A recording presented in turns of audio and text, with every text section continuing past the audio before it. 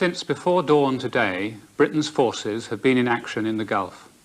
Their skill and courage has already been tested. Tonight, I want to explain to you why they are there and what this conflict is about. Our troops are part of an international force. It is drawn from many countries. It is acting under the authority of the United Nations, and its purpose is to end Saddam Hussein's ruthless occupation of Kuwait. He invaded without justification. His army has conducted itself without mercy. If such brutality and aggression are rewarded with success, then we are all at risk. If you appease a bully, you pay for it later, and you often pay more dearly.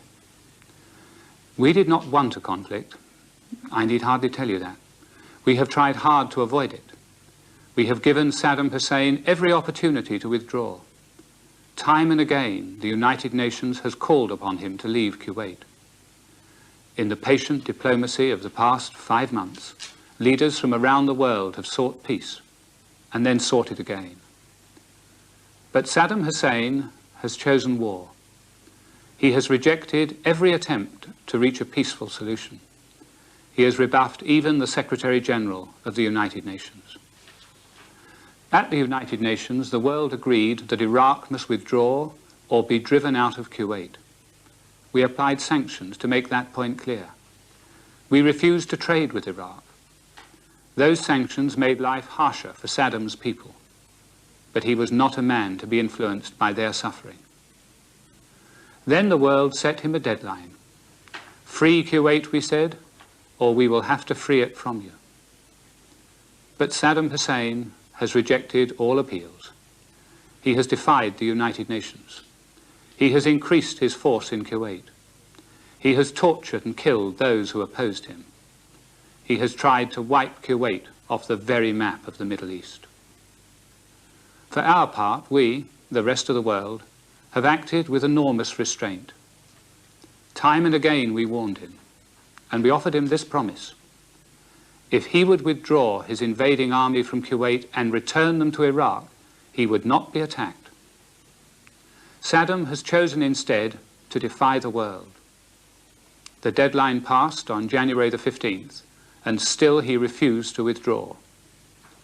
That is why we and our partners are now facing up to our responsibility. It is to compel him to obey the United Nations. We could not delay any longer. Delay would have increased the risk to our troops out there in the Gulf. Delay would have made their task more difficult, and delay would have extended the terrible sufferings of the people of Kuwait. Our aims are clear.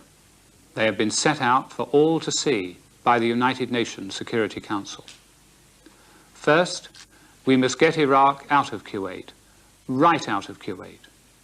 Second, we must restore Kuwait's legitimate government. And third, we must uphold the authority of the United Nations. We and our allies want nothing more than that. We are not seeking to dismember Iraq. We have no intention of imposing our choice of government on Iraq. We are simply doing what the United Nations said should be done. We are acting with the authority of the United Nations and on behalf of the whole world.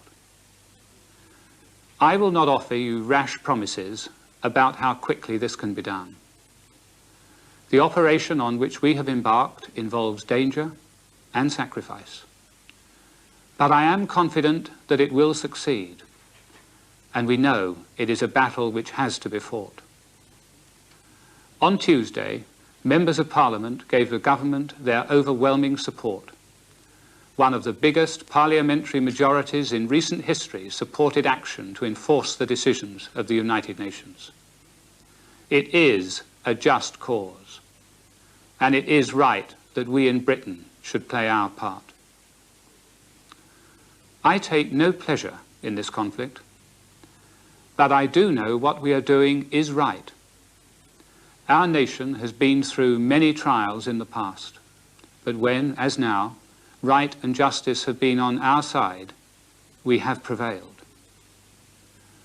The military operation must go on. on until the decisions of the United Nations are enforced. Then we can start searching again, and searching hard, for lasting solutions to the problems of the area. We must try to work out security arrangements for the future, so that these terrible events are never repeated. And we shall, I promise you, bring our own forces back home just as soon as it is safe to do so. It is to those men and women serving our country in the Middle East that my thoughts go out most tonight, and to all of their families here at home. To you I know this is not a distant war. It is a close and ever-present anxiety. I was privileged to meet many of our servicemen and women in the Gulf last week. Their professionalism is outstanding, their confidence impressive, and their courage undoubted. You can be proud of them, very proud. Each one of them has Britain's wholehearted support and the prayers of all of us for their safe return home. And our prayers are also for you, their families, who carry so much of the burden of Saddam's war. We are no less proud of you. Good night, and God bless.